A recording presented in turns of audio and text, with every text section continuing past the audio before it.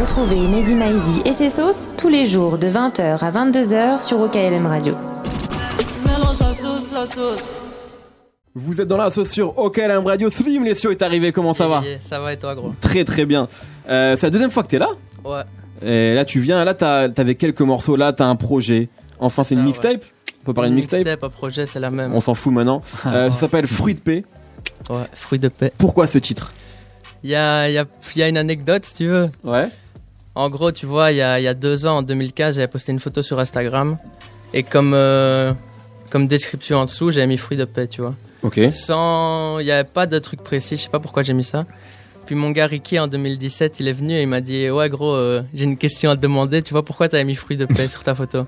J'ai dit « T'avais retenu ça gros, tu vois, c'est chaud. » Puis je dis « C'est que ça doit être un bon mot, tu vois. » Ok. Et Fruit de paix, voilà, on peut le dire comme si l'album c'était un fruit, tu vois. On peut dire que c'est le fruit de la paix, parce que je crois prôner des trucs qui sont la paix, tu vois. Je crois que les valeurs que je prône, c'est ça. C'était pas genre, tu savais que ton premier projet, ça s'appellerait Fruit de paix? Non, même pas. Ok, c'est ton si projet. Ricky m'avait pas dit, ouais, t'as fait quoi sur Insta, j'aurais pas mis. Ok. On va parler bien sûr du projet qu'on a écouté, qui est sorti le 24 novembre. Il y a quand même quelqu'un qui est très présent sur le projet, c'est Ponko, qui est presque le producteur attitré en fait. Il y a une Pone Sanucci aussi. Enfin, il est pas tout seul. Et de Wizard Beats. Exactement. C'est vrai qu'il est très très présent. Quelle relation vous avez? Est-ce que tu t'es enfermé en studio avec lui? Je te dis, c'est mon gars, tu vois. On s'est pas spécialement enfermé, mais ça fait 1 an et demi qu'on se voit, tu vois, qu'on bosse sur des trucs. Voilà, le courant il passe super bien avec Ponko, tu vois. Est-ce qu'il y a une, c'est quoi la prod? Parce que parfois il va dans des trucs spé quand même, tu vois, Ponko. Est-ce qu'il y a une prod qui t'a posé des difficultés au début? Tu te dis, comment je vais poser là-dessus? Je sais pas, mais il y a des prods, par exemple, je les ai reçus et je me suis dit, je vais attendre avant de poser dessus parce que je me dis, c'est trop chaud. Je vais attendre, je vais me dire qu'est-ce que je vais faire, tu vois. Genre laquelle? Des trucs comme l'argent ou le sang, tu vois. Je l'ai reçu, je me suis dit, oh putain. Est-ce que des fois, il te donne des idées de morceaux ou genre pas spécialement, non. Ouais. Après, souvent, je m'inspire des noms qu'il met, tu vois, sur les prods. Souvent, ça m'inspire. Pas tout le temps, mais souvent, tu vois. Voilà. Ok, c'est marrant, ça peut, peu importe ce qu'il met à la base, ça peut t'inspirer un titre. Comme pour Vampire, tu vois. Je crois qu'il a mis ça, tu vois. Et voilà, je me suis dit, mon gars, je crois que on je suis y va. Vampire. Et donc, on a parlé aussi de Sanucci, qui est aussi, qui finalement a la particularité, comme pas mal finalement, d'artistes, je vais pas encore reparler de la scène belge, dont on parle beaucoup, mais c'est vrai, comme Damso, comme Hamza, qui rappe et qui produit. Est-ce que tu peux nous en dire davantage? Parce qu'il a une prod sur le projet. Il a sorti un morceau il y a pas longtemps qui s'appelle La Note, qui est très cool aussi. Il est signé aussi chez 13, tu vois, c'est un artiste 13. Et il compose et il fait aussi il rappe aussi, quoi, tu vois. Mais il est très chaud aussi en instru. Voilà, il compose et il y a des gros morceaux qui arrivent de lui, tu vois. Donc je pense à Libre, tu vois, quand ça va arriver, franchement, c'est très chaud. Gros shout-out à Uchi. C'est chaud, gros. Ça arrive. Que 13, pour rappeler, donc c'est la structure qui a été montée par Street Fabulous. C'est ça. Et sous laquelle il y a toi et Sanucci, en fait, je crois. C'est ça. C'est ça. Et justement, alors c'est marrant parce que d'un côté, t'as l'air. Il y a moi et Sanucci en rappeur. Parce qu'après, il y a des sinon, il y a une équipe de producteurs. Ouais. Exactement.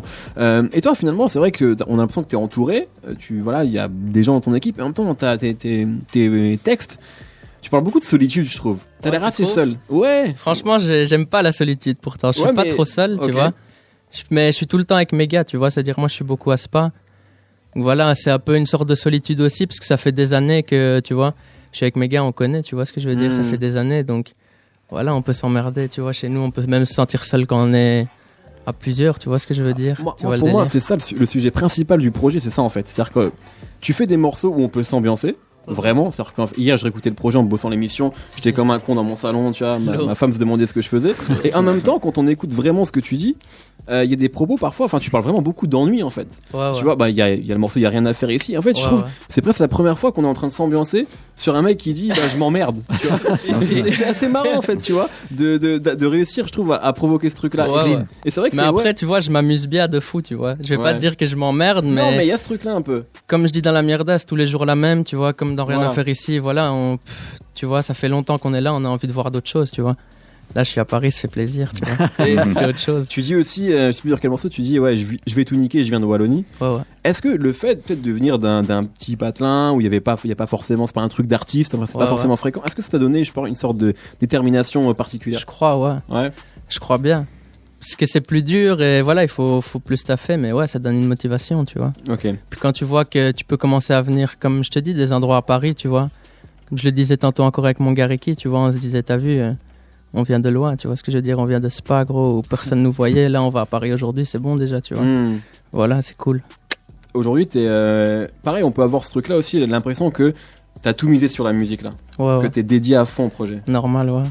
Et je me dis en plus, tu vois, quand on voit ce qui se passe pour d'autres artistes, il y a peut-être des succès qui peuvent être inspirants aussi pour toi. Tu dis que là, c'est possible quoi, que ça le fasse. Ouais. Bah déjà, quand la Belgique, il y a eu plus de lumière sur nous, tu vois. Ça a été une force aussi, tu vois. Okay. Quand je vois des gars comme Damso, Hamza, tout ça qui pètent, tu vois, même Kaba, Jean-Jacques, enfin tout le monde, tu vois. Je peux pas citer des noms, je peux citer tout le monde, quoi, en gros, tu vois ce que je veux dire. Ce qui se passe, Ce qui se passe, c'est chaud, ça donne la force, quoi. Ok. Il y a un truc aussi sur. Je trouve que tu joues beaucoup avec tes voix. Notamment sur un morceau comme Dans ma tête. Moi, Dans ma tête, c'est mon morceau. Il y a Poufias que j'aime beaucoup. Il y a Dans ma tête qui est le morceau qui m'a le plus surpris. Et là, comment ça se passe? Est-ce que c'est toi qui fais des expérimentations en studio? Est-ce que tu t'amuses quoi aussi? Même pas, je le fais chez moi comme ça. Je me dis, je vais changer de voix, tu vois, quand j'écris.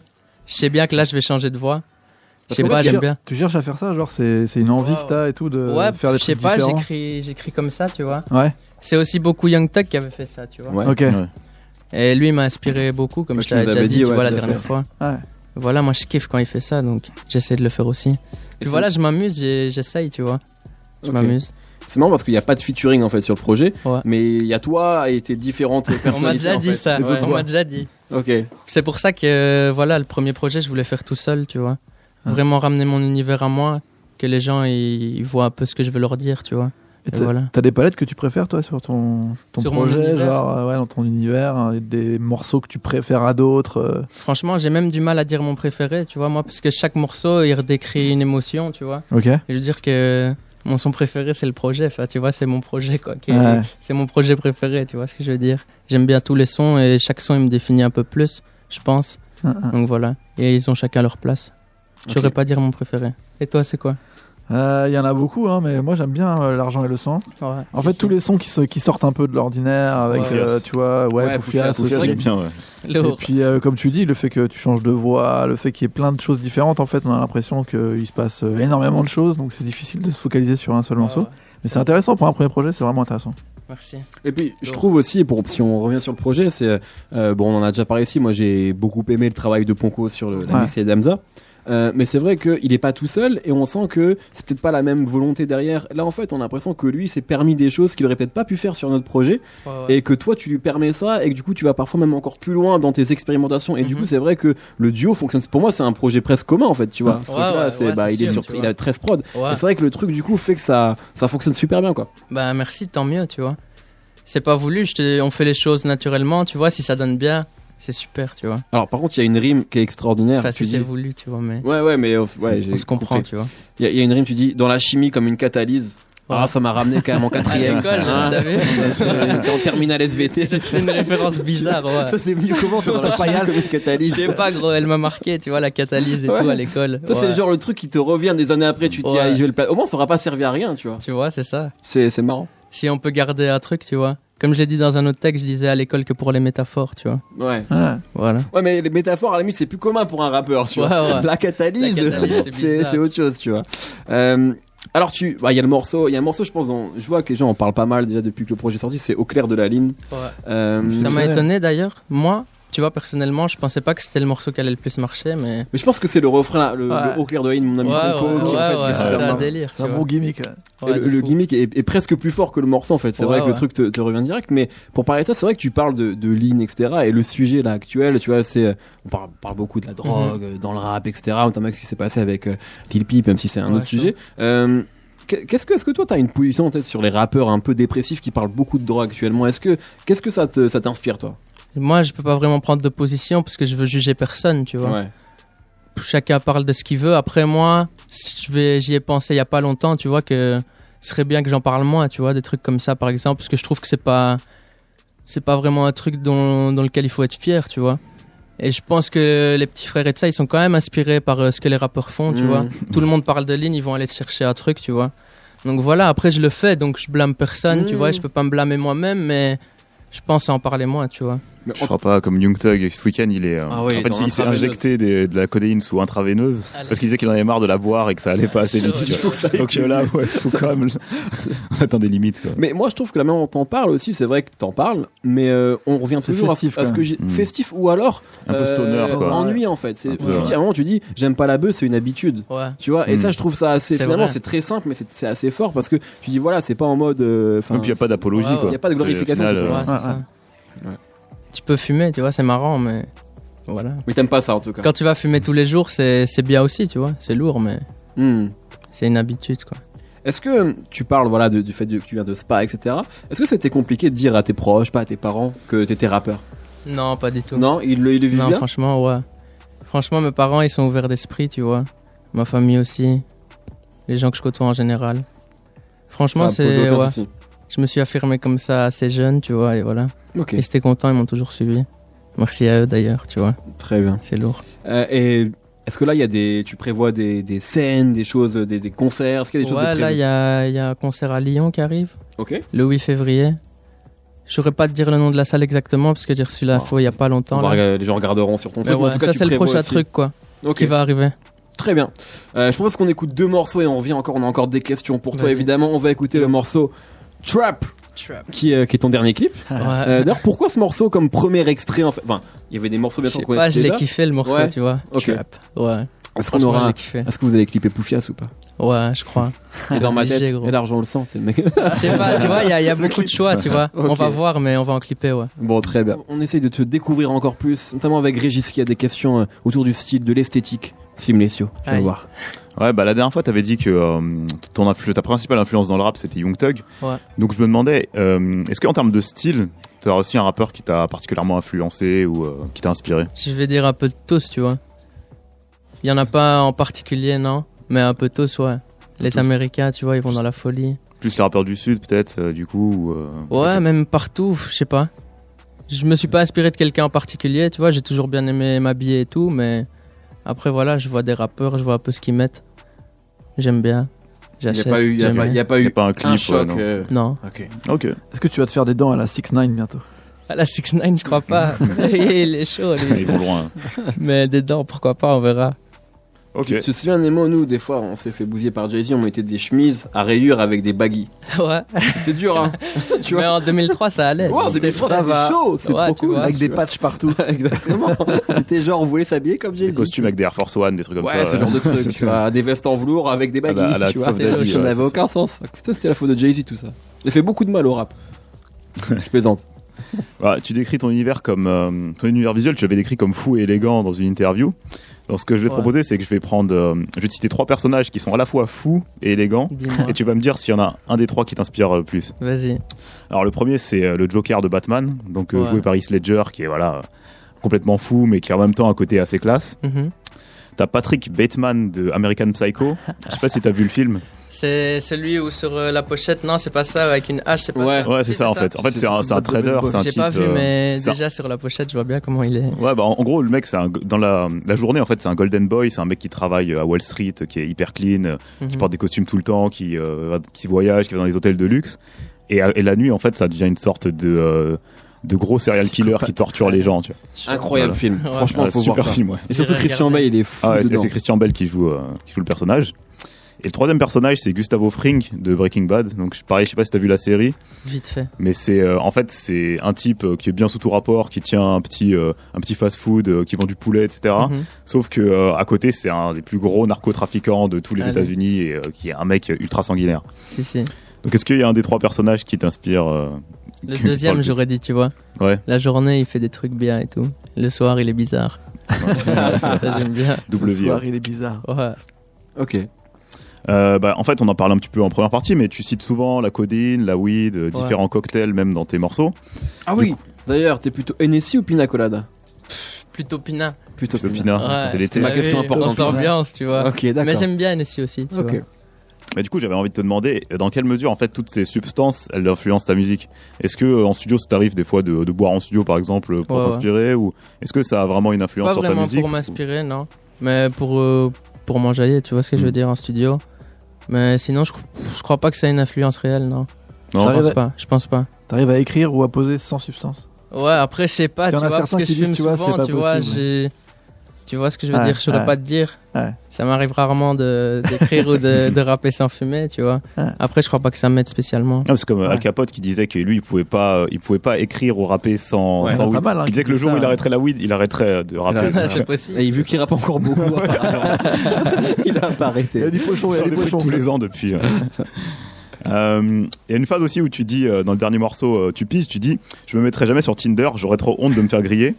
Du coup, je me dis est-ce que c'est vraiment chaud d'être sur Tinder quand on est artiste? Je sais pas, moi je trouve, gros.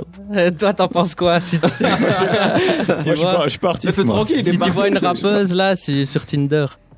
Non mais je sais pas, en fait, je me rends compte qu'aujourd'hui, tu vois, c'est marrant, c'est que il y a quelques années, je pense, ça aurait été hyper tabou, mais aujourd'hui, de plus en plus, les gens en parlent librement. J'ai l'impression que c'est de moins en moins tabou. En fait, après, on avait reçu l'homme pâle. Si je rappais pas, je serais sur Tinder. Ouais, mais là, c'est chaud, gros. Non, je sais pas. Non, après, on avait reçu l'homme pâle qui disait que lui, du coup, il faisait qu'à l'étranger parce qu'il avait pas envie de se faire griller aussi. Ah oui, c'est vrai qu'il disait qu'il le faisait à l'étranger. Tu peux à l'étranger, tu peux. Il y a des gens qui commencent à te reconnaître dans la rue, un peu, savoir et tout. Ouais, vers chez moi, ouais, parce que c'est petit, t'es la star. Donc ouais, on va dire ça. Ouais. Est-ce que ça change ta façon d'être un peu ou pas du tout? Non, je pense pas. Pas du tout. Ça fait juste plaisir, quoi. Ouais. Sinon, je pense rester moi-même, je pense. J'espère. C'est quoi quand les gens te reconnaissent ou quand les gens te parlent, le morceau qui revient le plus, genre ton morceau un peu signature aujourd'hui? Pina Colada. Assumé revient fort quand même. Assumé, ouais. Pina aussi. Ok. Franchement, il y a des gens, ils écoutent de tout, tu vois. Il y a par exemple des morceaux comme Demia qui ont moins marché, mais il y a des gens qui me disent que c'est leur préféré, tu vois. Donc je trouve ça cool, parce que moi, Demia, c'est plus un style que j'affectionne, tu vois. Ok. J'aime mieux Demia qu'Assumé, tu vois, par exemple. Ok. Très bien. Voilà.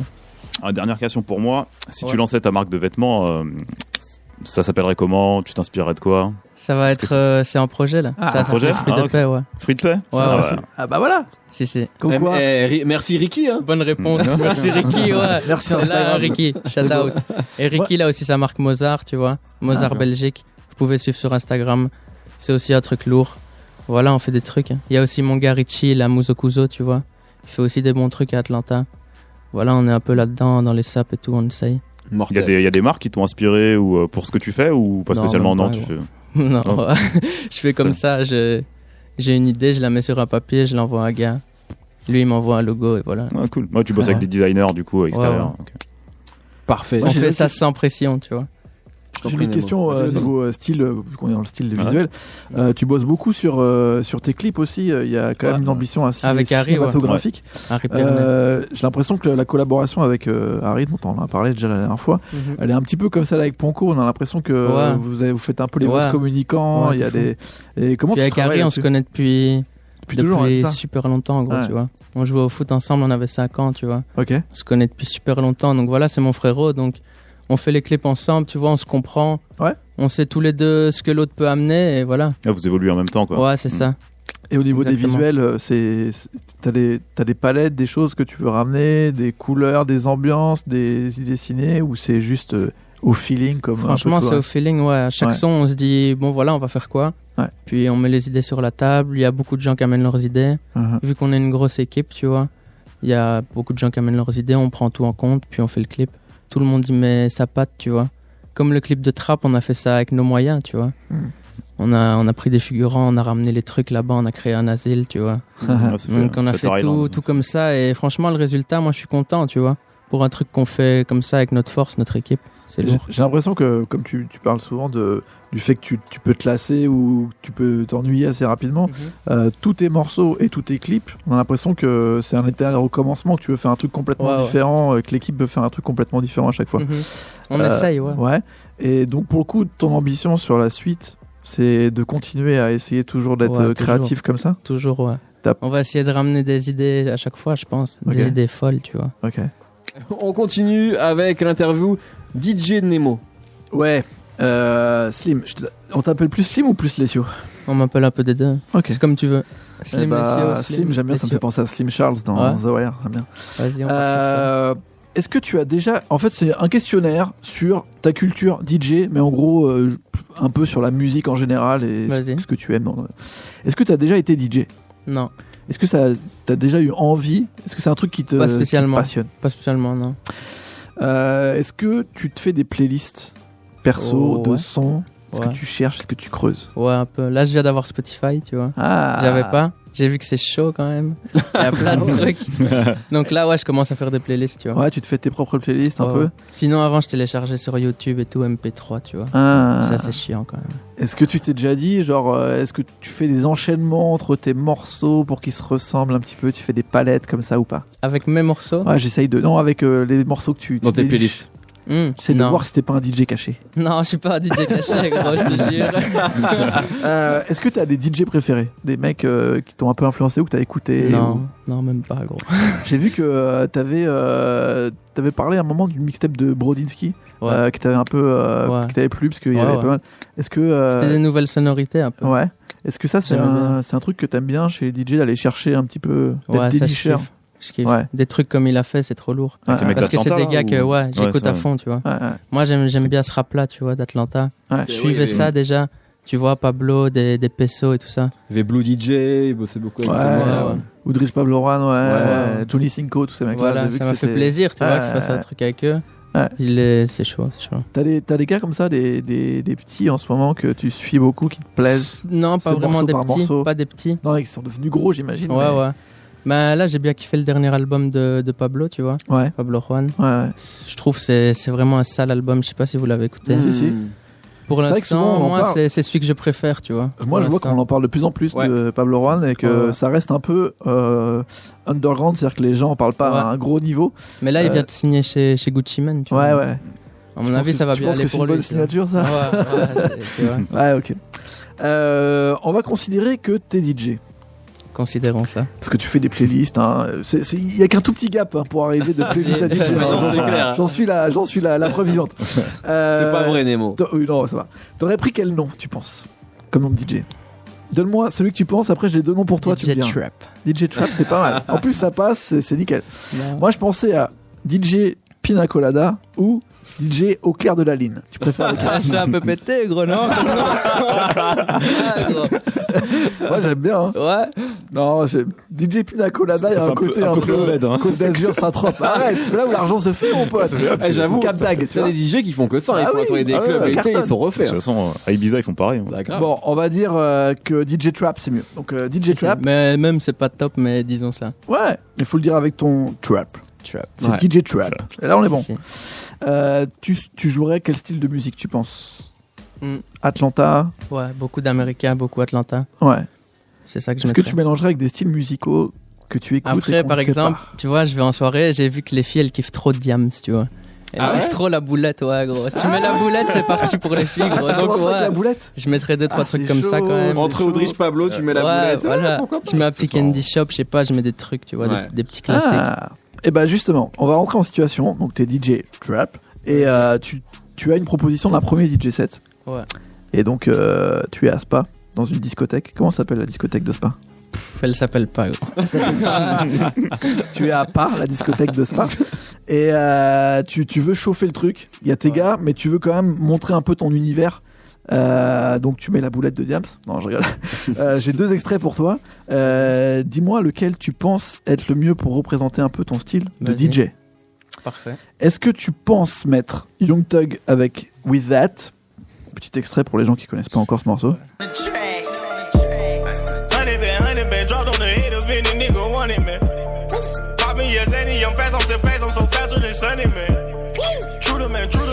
Ou bien, est-ce que tu mettrais Future avec March Madness?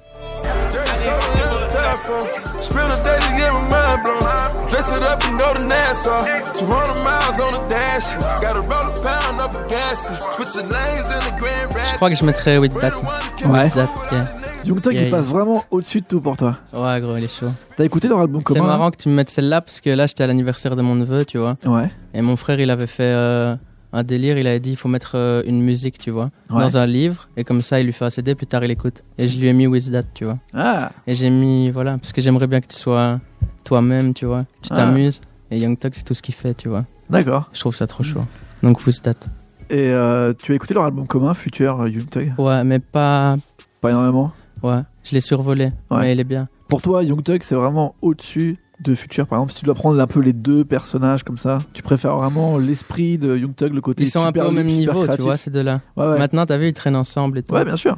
Je pense que c'est pas la même vision de la musique non plus. C'est vrai que comme tu dis, Young Thug c'est l'hyper créatif qui va se mettre aucune barrière et qui est un peu faut pas le faire chier. Alors que Future, il y a un côté un petit peu plus je sais pas, c'est genre The Weeknd en 15 fois plus sale. Tu vois, il y a un côté, tu vois. Donc toi, moi je préfère ton modèle, ça reste Young Thug. Ouais. Ok. Deuxième situation, ça s'est très bien passé. Je dis ça à chaque fois. Hein. Ça s'est très bien passé. T'as ton premier DJ set à Spa. Pour le coup, tu viens faire une soirée à Paname. Auprès des jeunes, les mecs savent que tu joues ce style de son très Atlanta et tout. Pareil, faut que tu aies un moment où tu as le peak time un peu, donc le morceau qui va te mettre dans l'ambiance. Il faut que ça soit un truc un peu plus nouvelle génération. Est-ce que tu vas plutôt mettre Lil Pump? J'ai pas mis Gucci Gang parce que j'en ai marre de le mettre à chaque fois. Donc j'ai mis Back avec Lil Yachty, qui est un morceau que j'aime bien.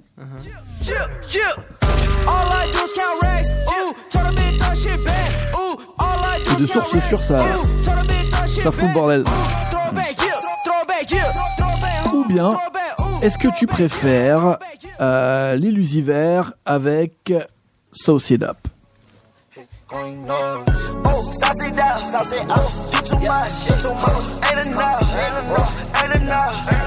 Ouais, celui-là je préfère. Ouais. Pas toi? Si, musicalement. Toi, tu dirais quoi sur ces deux-là?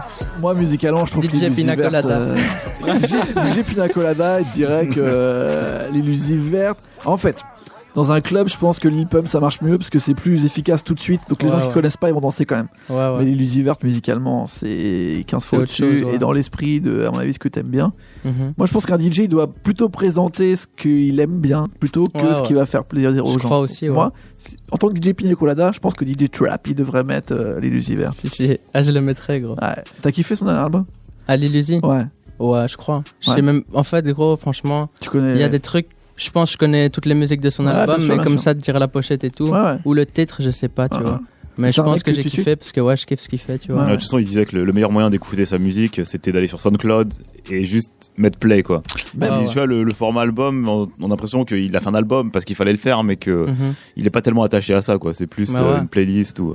Et donc moi, je crois que c'est un des premiers que j'ai vu sur YouTube qui a clippé, mais tu sais, de façon un peu dessin animé, tous ces morceaux de l'album pour que, quitte à ce qu'ils soient streamés, elle a bien fait ça, tu fasses ça. Est-ce que toi, c'est un truc qui te... Ouais, ça me plairait. Même quand j'avais vu un clip à lui qu'il avait fait dans une école, là, je sais pas si vous vous rappelez, je m'étais dit, ce serait bien de faire ça, tu vois, peut-être une fois. Un dessin animé, je trouve que c'est vraiment cool comme délire. Et moi, je trouve justement que sa musique et son univers un petit peu genre festif, mais qui parle de la solitude et un peu de... Tu vois, ça ressemble un petit peu à ce que tu peux proposer de temps en temps sur ton album.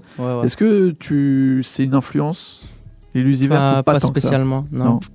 Pas énormément, non. Je l'ai pas saigné de fou. On t'a dit il y a que Young Thug. Non, mais c'est bien. Non, après, je suis influencé par tout le monde, forcément. C'est dans l'air du temps. Moi, j'écoute tout, gros, tu vois, du rap américain, du rap français.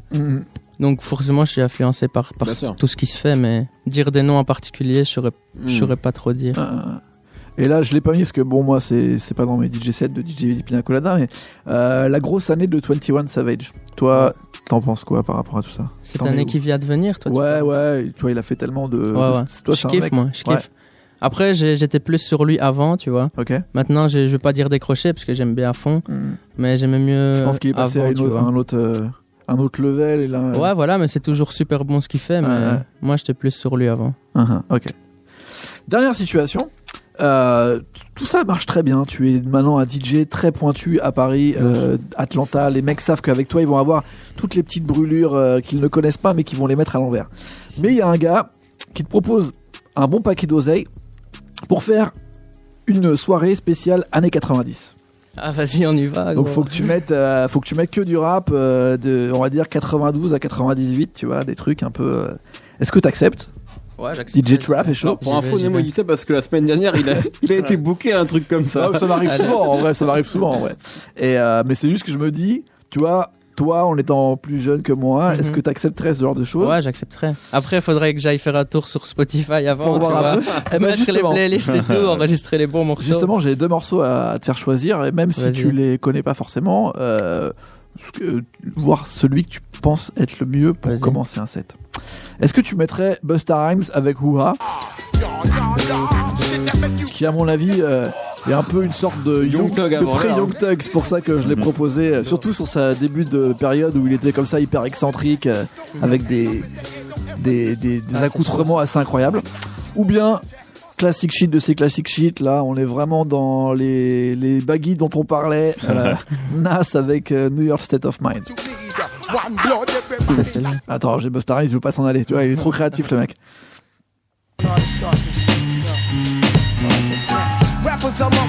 Ouais, ça c'est chaud. Après ça, c'est plus classique. Ah, tu mettrais Nas? Ouais, je pensais que t'aurais choisi Busta. Moi aussi, c'était chaud aussi, mais ça, wow. Ça parle plus. Ok. Pour le coup, les classiques, t'en l'écoutes régulièrement ou pas tant que ça? Pas régulièrement, non. Ouais. Non. J'écoute un peu des trucs à l'ancienne, genre Lunatic et tout. Ça, j'écoute quand même régulièrement. Ouais. Ouais. Mais sinon, à part ça, pas grand chose. Ça t'intéresse pas forcément d'écouter le rap des années 90? Si, ça m'intéresse. Mais c'est pas dans ton flow, tu vois. Ça m'arrive, quoi, tu vois. Ouais, bien sûr. Mais non, pas régulièrement. Non, parce que je sais que par exemple, des mecs un peu de ta génération, un peu plus vieux, je pense, mais des Kaba et Jean Jas et tout, ils vont être très influencés, ils vont pouvoir parler ça. Je vois, tu vois, j'essaye de voir un petit peu aussi à quel niveau se placent les curseurs. Je pense que on est deux écoles. Bien sûr, complètement. Et donc, toi, Nas, par contre, c'est encore un mec que t'as pu écouter qui j'ai kiffé. Ben, Nas, j'ai surtout commencé le rap sur ses instrus, tu vois. Ok. Quand on rappait à l'ancienne sur des beats comme ça, ses prods. Donc, si on te demande de rapper, si tu devais faire un freestyle sur une prod de Nas, tu pourrais? Je pourrais, mais c'est un vieux texte, tu vois. Ok, non, mais c'est si tu veux, intéressant parce qu'il y a des mecs de ta génération qui acceptent pas de rapper sur des vieilles prods, quoi. Les Lucifer, par exemple. Si on doit se confronter à des gens normaux. Il y a eu cette. Ouais, en fait, c'est un débat. Petit chaud. Quoi, vas-y, si tu veux, on le fait, mais je te dis, c'est un vieux texte. Donc, si tu veux, la prochaine fois que je viens, je te prépare un bon freestyle. Je te prépare un bon freestyle, on fait ça bien. Une partie à l'ancienne, une partie nouvelle. Magnifique. Comme ça, on fait ça bien. C'est beau, c'est très chaud. Bah merci DJ Trap, je pense que tu pas peux. Pas de quoi, DJ Pina. T'as une carrière à mon avis de DJ à faire, si tu veux. Tu crois? C'était chaud. Mais on peut tous si tu veux, on se lance à deux. Moi, je suis chaud. Faites un binôme. DJ Pina et DJ Colada, vas-y. Vas-y, on va en parler. On en parle après, je suis chaud. Bon, merci beaucoup en tout cas d'avoir été avec nous. Merci à vous les gars, c'est vraiment plaisir. Un plaisir. Fruit de paix disponible partout. Allez l'écouter. Fruit de paix, gros. Fruit de paix. Bah voilà, nous on en parlait même quand t'es en antenne. On a vraiment apprécié le projet et cette espèce d'alchimie qui fonctionne particulièrement bien avec Ponko. Donc voilà, de toute façon le projet c'est le début de sa vie là. Il y a plein de choses encore. Tu vas le porter encore pendant quelques temps. Mais on va pas dormir. On va repartir direct sur un autre projet, tu vois. Ok. Et on va pas dormir. On attend ça. Retrouvez Mehdi Maizi et ses sauces tous les jours de 20h à 22h sur OKLM Radio. Mélange la sauce.